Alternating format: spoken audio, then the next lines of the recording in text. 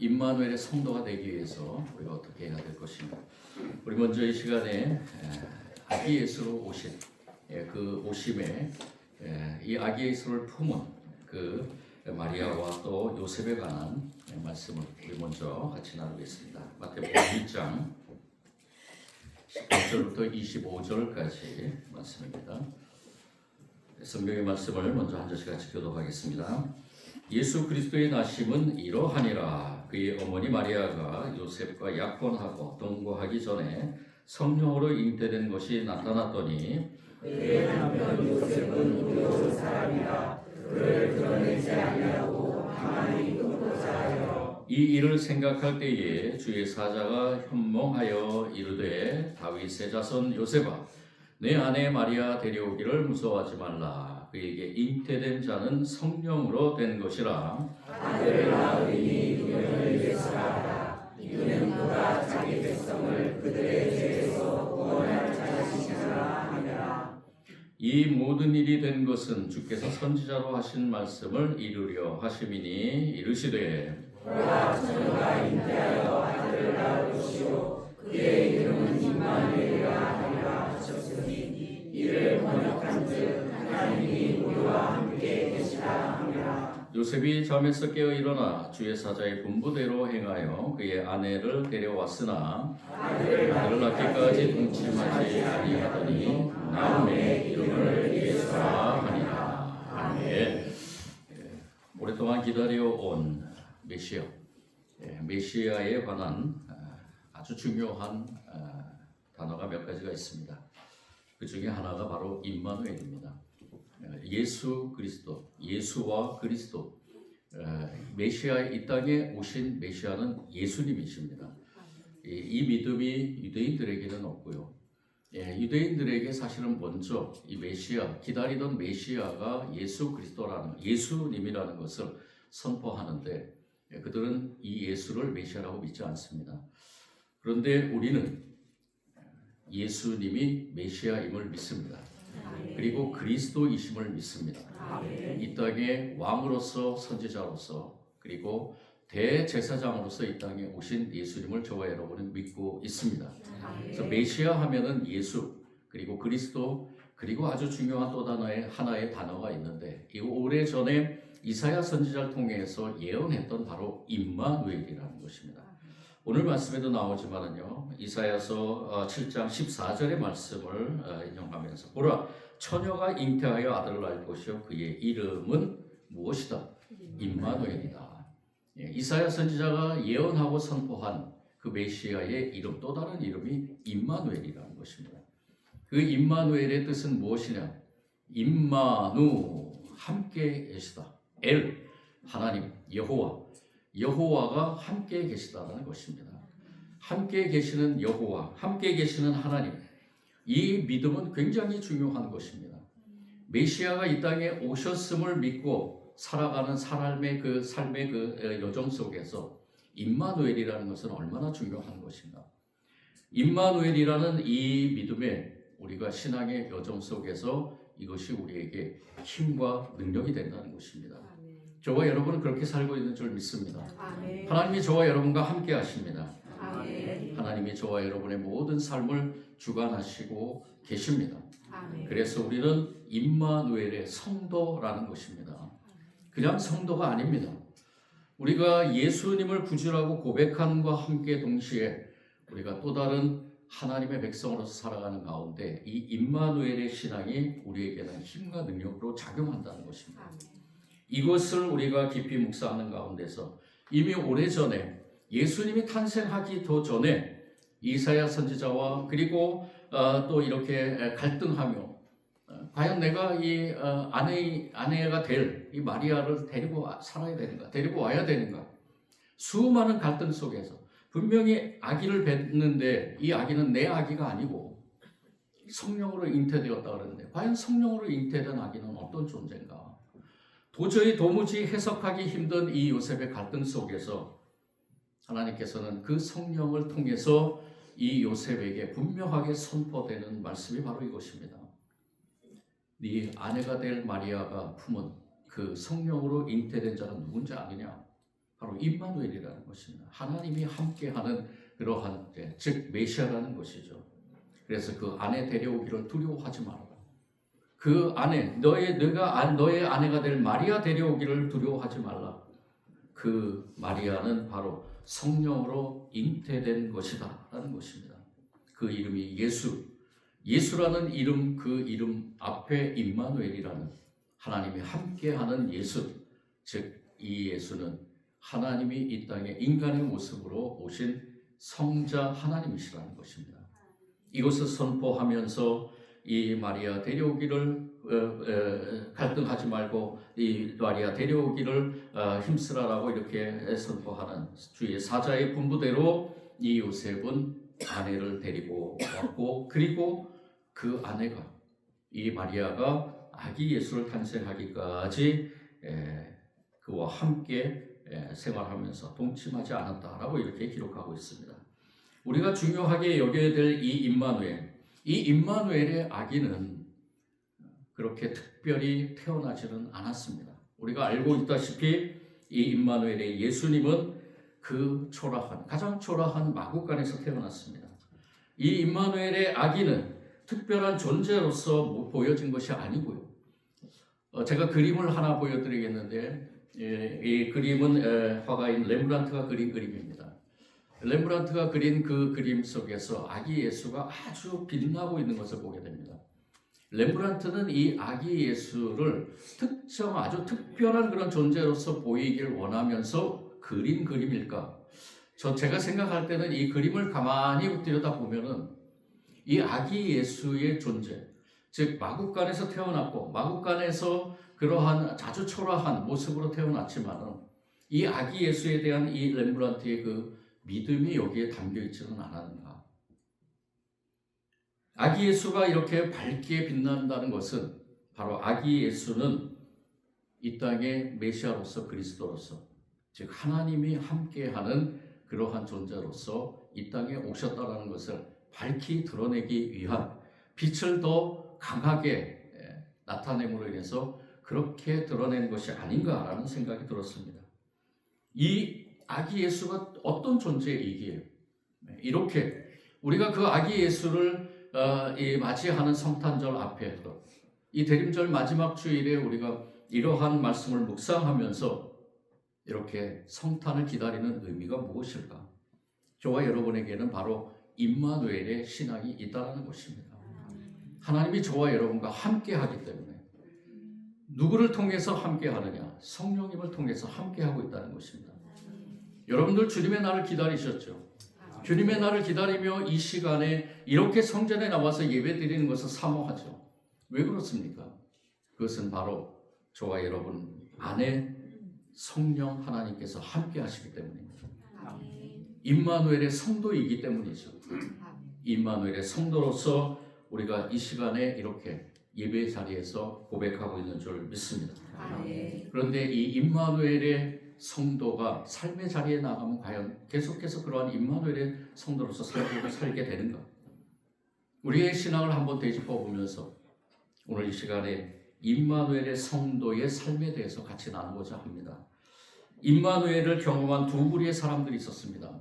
여러분도 잘 아시지만은 오늘 이 말씀 이후에 2장부터 나오는 이 동방의 박사들이 있고요.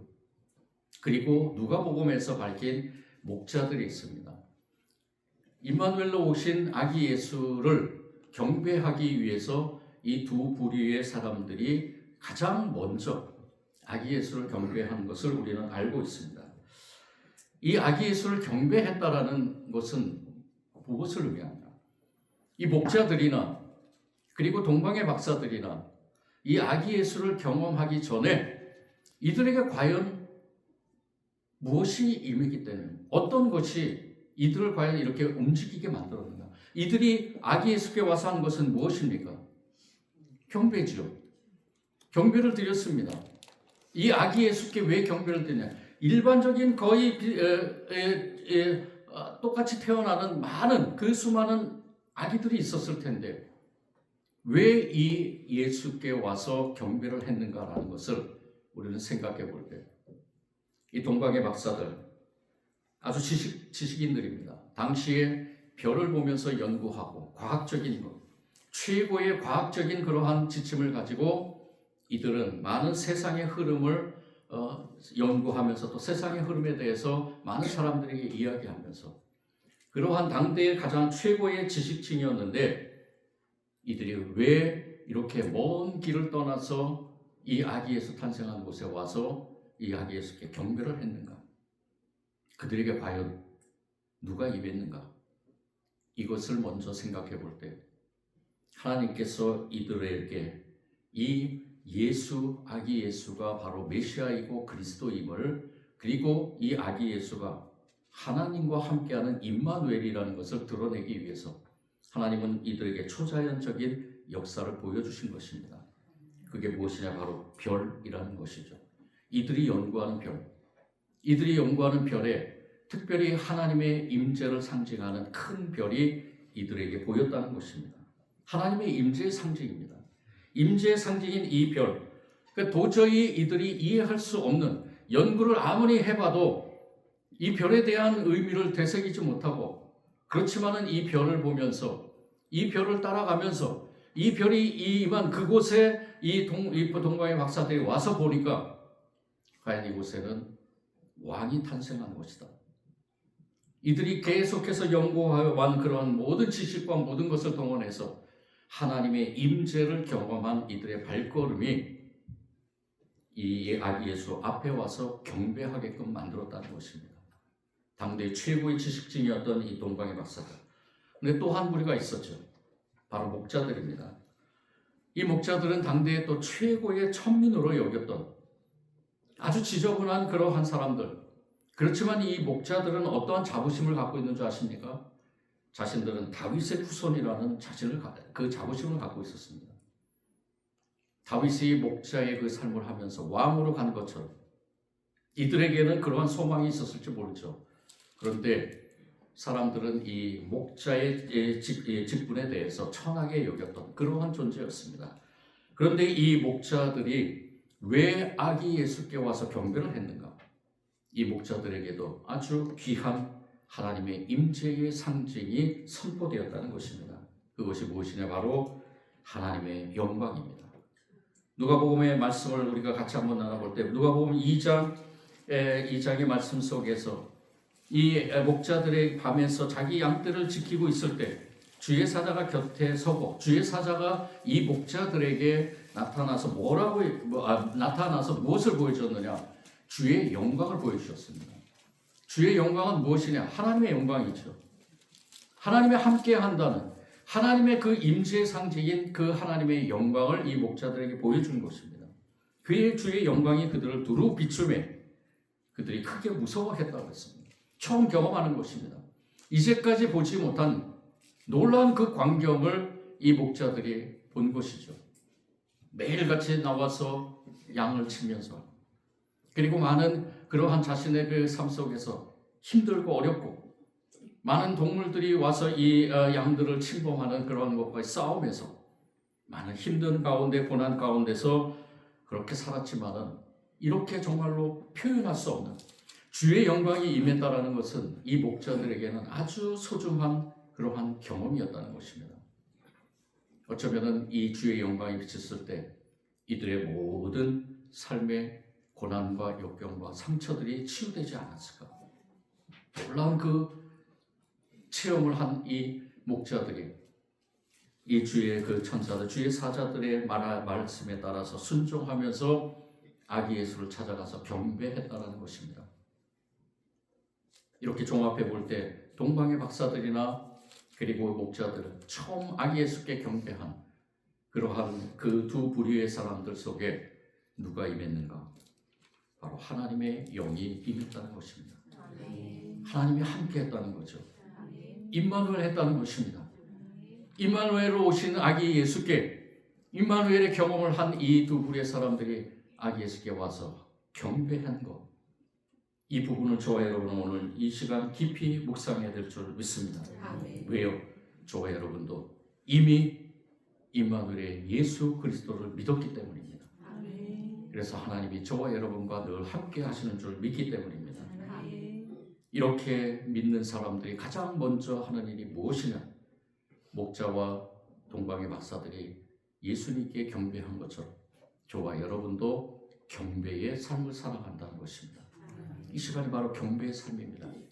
예배자로 주님께서 주신 귀한 은혜의 삶에서 저와 여러분이 이렇게 일주일에 한번 이 날은 주님의 것입니다라고 고백하면서 만사 다 제쳐놓고 내려놓고 십자가 앞에 무거운 짐 다 내려놓고 주님 전에 나와 예배드리는 것, 이것이 바로 경배하는 것입니다. 이 시간 우리의 이 경배를 주님께서 받으실 줄 믿습니다. 아주 오래전에 이러한 의미를 담아서 예수님이 탄생하는 그 탄생의 그 전날, 저희도 24일 날 우리 다음 세대 아이들을 중심으로 해서 하나님 앞에 경배하며 찬양드리죠. 중세시대의 이러한 경배의 그러한 의미로서 24일 날 이들이 모여서 하나님 앞에 아기 예수께 경배하는데 그 경배 속에서 선곡을 했습니다. 제가 어렸을 때도 선곡한 기억이 많이 있어요. 근데 그때도 이제 선곡을 했는데 그 선곡하는 그 선곡의 이 주제가 뭐냐 하면은 바로 파라다이스 트리였어요. 파라다이스 트리라는 것은 에덴 동산의 생명나무라는 의미를 가지고 항상 그런 주제를 가지고 이 가운데 이 연극의 그 무대에 항상 그 파라다이스 트리를 해놓고 그 트리에다가 여러 가지 그 선과 악의 모형인 사과를 달고 그리고 이들이 이 이사야서 11장 1절 말씀을 인용한 노래를 불렀다고 합니다. 그 선곡에서 이새의 줄기에서 한 쌍이 나며 그 뿌리에서 한 가지가 나서 결실할 것이요. 이 선곡을 하는 의미가 무엇이냐? 자신들은 죄인이지만 예수님을 통해서 우리가 구원받았기 때문에 그 구원의 의미를 담아서 하나님 앞에 찬양과 경배를 드리는 것입니다. 이 선곡의 그 주제가 그러한 것인데 지금 우리가 보는 이 트리의 의미가 바로 그것입니다. 여러분들 성탄절마다 우리 대림절 때 왜 트리를 만드는지 아십니까? 그런 의미가 담겨 있는 것입니다. 우리는 우리와 함께 하시는 임마누엘의 그 하나님을 찬양합니다. 임마누엘의 하나님을 경배합니다. 그러한 의미로서 트리를 만드는 것인데 그 트리에 여러 가지 장식물들을 놨을 때 그때는 장미꽃이나 뭐 사과나 이런 거 또 빵과 과자 아이들을 위해서 빵과 과자를 달고 그랬다고 합니다. 근데 지금은 이렇게 많이 변천이 돼서 빛으로 오신 예수님을 상징하는 빛을 비춰주고 그리고 솜으로 또 눈도 이렇게 장식을 하고 여러 가지의 장식을 하는데 어쨌든 이러한 성탄의 트리, 에덴의 그 트리, 이 파라다이스의 트리, 생명나무, 저와 여러분을 살리는 생명나무, 이 땅에 오신 예수 그리스도가 저와 여러분을 살리는 생명나무라는 것입니다. 그 예수 그리스도를 맞이하는 경배의 의미로 우리가 트리를 만드는 것이죠. 여러분들이 왜 교회에 과자를 가지고 오십니까? 그 과자도 우리 아이들에게 나눠주는 그 과자, 그렇지만 그 속에도 바로 예수 그리스도 아기 예수를 찬양하며 경배하는 예수 그리스도를 경배하는 그러한 의미가 담겨 있는 것입니다. 이렇게 성탄목을 만드는 것이나 또 우리가 여러 가지 장식을 하는 것이나 또 여러 가지 과자를 통해서 나누는 것이나 모든 것들이 다 누구를 향해 있느냐? 바로 예수 그리스도는 이 땅에 메시아로서 오셨으며 우리를 구원하시고 그리고 그 메시아와 함께 하시는 그 성부 하나님이 저와 여러분과도 함께 한다는 의미로 찬양과 경배를 올리는 것입니다. 이 시간 그러한 삶으로 주님께서 주신 은혜의 삶 속에서 저와 여러분이 거부할 수 없는 겸손함으로 경배의 삶을 살아가기를 원합니다. 한 가지 더 우리가 깊이 묵상할 것이 있습니다. 이 예수님 하나님과 함께하는 임마누엘의 성도들은 평화의 사람들이 된다는 것입니다. 평화의 도구가 된다는 것이죠. 평화의 도구. 주님이 태어나실 그 시대에는 이 세상은 전쟁과 대립이 아주 극심해서 평화가 없었습니다. 사실은 자신들이 평화를 이룬다고 하면서 이 로마의 그 제국이 팍스 로마라는 것을 명목에 삼아서 평화를 선포했죠. 그런데 그것이 진정한 평화입니다. 로마를 위한 평화, 자신들만을 위한 평화, 자신들의 힘의 구조에서 자신들에게 복종함으로써 정치 사회가 안정이 되는 그 평화가 정말로 진정한 평화인가? 하나님이 원하시는 평화인가? 아니죠. 그래서 그 시대에 평화의 왕으로 예수님이 오신 것입니다. 진정한 하나님이 원하시는 평화가 무엇이냐? 임마누엘의 아기 예수를 만난 사람들은 하나님이 우리와 함께 하심을 깊이 깨닫게 됨으로 인해서 이 목자들과 같이 천사의 찬양을 통해서 로마의 평화가 아닌 하나님의 평화를 선포했다는 것입니다. 지극히 높은 곳에서는 하나님께 영광이요, 땅에서는 기뻐하시는 사람들 중에 평화로다. 이것이 하나님이 원하시는 평화입니다. 하나님이 함께 하시는 그러한 사람들을 통해 이루어지는 평화라는 것입니다. 이 목자들은 하나님께서 주신 그 참된 평화를 아기 예수 앞에 선포하기를 원했고요. 그리고 동방의 박사들도 마찬가지죠. 자신들이 가야 될 그 길 가운데서 절대적으로 이 평화, 진정한 평화가 무엇인가를 깨달으며 이 헤롯 왕을 피해서, 분봉왕 헤롯을 피해서 자신들의 갈 길을 가면서 평화를 외치지 않았는가라고 생각이 들었던 것입니다. 자신들만의 평화를 이루기 위해서 수많은 아기들 죽이고, 그리고 자신들이 이것이 진정으로 평화가 이루어진다라는 그런 생각을 가지고 많은 힘없는 사람들을 억압하고 짓밟고 하는 그러한 것이 진정한 평화인가? 하나님께서는 예수 그리스도를 통해서 이 시대에 진정한 평화를 선포했다는 것입니다. 저와 여러분도 그러한 참된 평화의 도구가 되기를 원합니다. 이게 지금 이 시대를 돌아보면요, 너무나 이 시대에 악한 그러한 생각들이 얼마나 횡행하는지요. 수많은 무기들을 가지고 전쟁을 일으키고, 그리고 많은 사람들을 절망과 고통 속에, 공포 속에서 몰아가고, 철모르는 아이들을 비롯한 많은 사람들의 희생, 온 인류의 가슴 속에 그 처절한 아픔들을 새기는 이러한 현상 속에서 과연 하나님이 원하시는 평화가 무엇인가를 우리는 깊이 깨닫고 그 평화의 도구로 쓰임받아야 될 줄 믿습니다. 남북으로 갈라진 이 한반도 속에 저와 여러분이 살고 있습니다. 이 시대에 저와 여러분에게 주신 평화의 그 사명이 무엇인가? 오늘 시간에 깊이 한번 묵상하고 하나님과 함께하는 임마누엘의 성도로서 저와 여러분이 이 나라 민족을 위해 기도하며, 또한 전 세계에 이렇게 펼쳐져 있는 모든 아픔 속에서 진정한 하나님의 평화가 선포되기를 원하며 기도하는 저와 여러분이 되기를 원합니다. 주님 없는 세상은 평화가 없습니다. 평화의 주님께서는 이렇게 말씀하셨습니다. 그러나 너희 듣는 자에게 내가 이르노니 너희 원수를 사랑하며 너희를 미워하는 자를 선대하며 너희를 저주하는 자를 위하여 축복하며 너희를 모욕하는 자를 위하여 기도하라. 우리에게 주어진 시대적 사명인 줄 믿습니다. 우리가 이 시대에 이 땅을 위해서 기도하는 가운데 분명히 성부 하나님께서는 이 땅에 참된 평화를 위해서 다시 예수 그리스도를 보내주실 줄 믿습니다.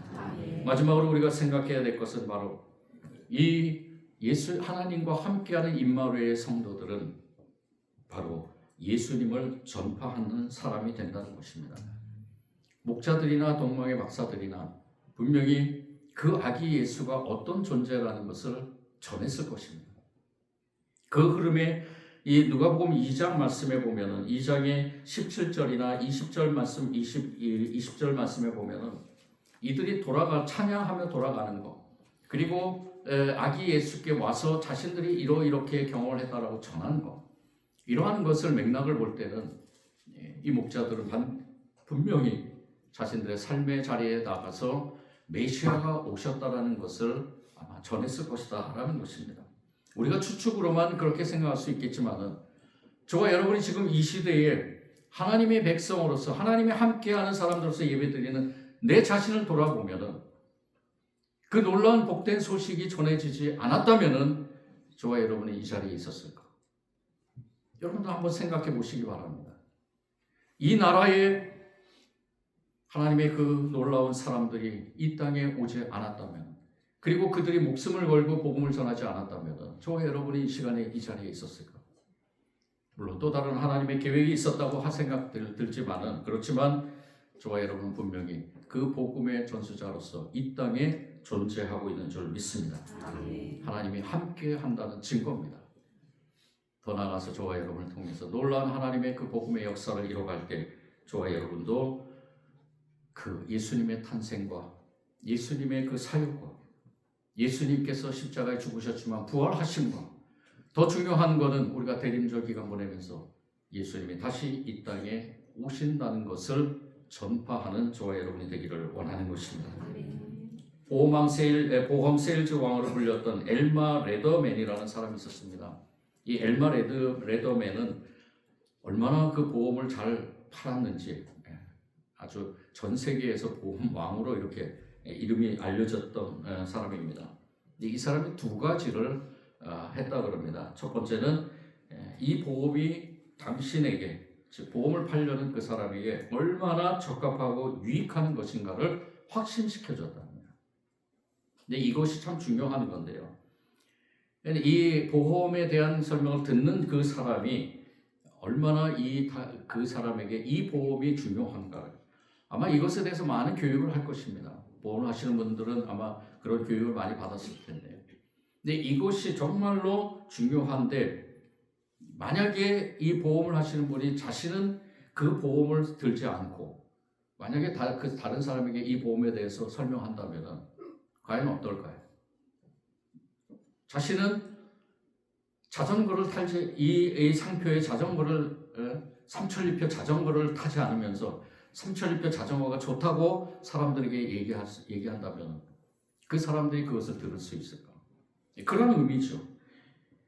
이 엘마 레더맨은 상대방에게 필요한 그 보험에 대해서 설명하기 전에 자신이 그 보험에 대해서 가입하고 그 보험을 얼마나 효율적으로 잘 사용하고 있는가를 충분히 설명했다는 것입니다. 두 번째는 무엇이냐? 그 보험 대상자를 만나기 전에 일주일 동안 그 사람에 대해서 연구를 했다고 합니다. 그 사람이 좋아하는 건 뭔가? 그 사람이 즐겨하는 음식은 무엇인가? 그 사람이 자주 가는 곳은 어딘가? 그 사람에 대해서 깊이 연구를 했다는 것이죠. 그러면서 이렇게 보험 세일즈 왕으로 불렸다는 것입니다. 저와 여러분이 하나님과 함께하는 임마누엘의 성도라는, 이 성도라는 것을 드러내지 못하고 이 성도라는 것을 숨기고, 아니 오히려 성도라는 그 삶에 오히려 다른 세상 사람들보다 악한 행위를 한다면 그 사람들이 과연 예수 그리스도라는 그분을 믿을 수 있는가? 우리가 이 시간에 다시 한번 우리를 돌아보면서 임마누엘과 함께하는 사람, 그 사람의 믿음의 삶의 여정 속에서 성령님을 우리가 깊이 모셔드리고 성령 충만함으로 임마누엘의 사람으로서 성도로서 살아가기를 원합니다. 아멘. 어떤 목사님이 개척한 뒤에 1년에 한 번씩은 특별 세미나를 했다고 합니다. 그 특별 세미나의 제목이 뭐냐면은 예나주라는 제목이었습니다. 예수님은 나의 주인이시다라는 약자입니다. 예나주. 참 좋은 것 같아요. 저도 도전을 받았는데 이 예나주를 1년에 한 번씩 꼭 이 주제를 가지고 세미나를 하는데, 세미나 가운데서 계속해서 성도들에게 묻는 것이 무엇이냐? 두 가지를 물었다고 합니다. 저도 이 시간에 여러분들에게 묻습니다. 예수님은 나의 구원자이신가? 예수님은 나의 구원자이신가? 여러분들 아멘 하셨죠? 예수님은 나의 구원자이시죠? 또 한 가지 질문하겠습니다. 그러면 예수님은 나의 주인이신가? 예수님은 나의 주인이신가? 이 의미는 무엇이냐? 내 삶에서 과연 예수님이 나의 주인이신가라는 것입니다. 내가 주인이 아니라 예수님이 나의 주인이신가? 하나님의 뜻대로 근심하는가? 세상의 뜻대로 근심하는가? 내 뜻대로 생각하는가? 하나님의 뜻대로 생각하는가? 이것이 우리 삶의 하나님의 백성의 삶에서 아주 중요한 부분이라는 겁니다. 임마누엘의 성도, 저와 여러분 분명히 그렇게 고백하고 살고 있습니다. 앞으로 주님이 반드시 오십니다. 이 땅에 주님께서 오실 때 저와 여러분이 임마누엘의 주님, 그 고백의 삶을 사는, 그 고백을 가지고 다시 오실 주님을 맞이하는 저와 여러분이 되기를 간절히 원합니다. 사랑의 주님 감사합니다. 임마누엘의 성도, 귀한 삶 속에서 다시 한번 주님의 귀한 뜻을 깨달으며 이 땅에 구원의 주인으로서 오신 예수 그리스도를 우리가 임마누엘의 예수 그리스도로 또한 임마누엘의 우리 모든 삶 속에서 고백하는 삶의 그러한 주인으로 우리가 살아가기를 원하며 이 말씀을 같이 나눴습니다. 하나님, 우리 안에 영을 성령을 보내주셔서 우리가 그러한 삶으로 살아가게 인도하실 줄 믿습니다. 부족하고 연약하지만 임마누엘의 하나님만을 바라보며 주님께서 주신 귀한 뜻을 이뤄가는 주의 백성들 다 되게 하여 주옵소서. 이 시간에 주신 말씀 감사드리며 예수님 이름으로 기도드립니다. 아멘.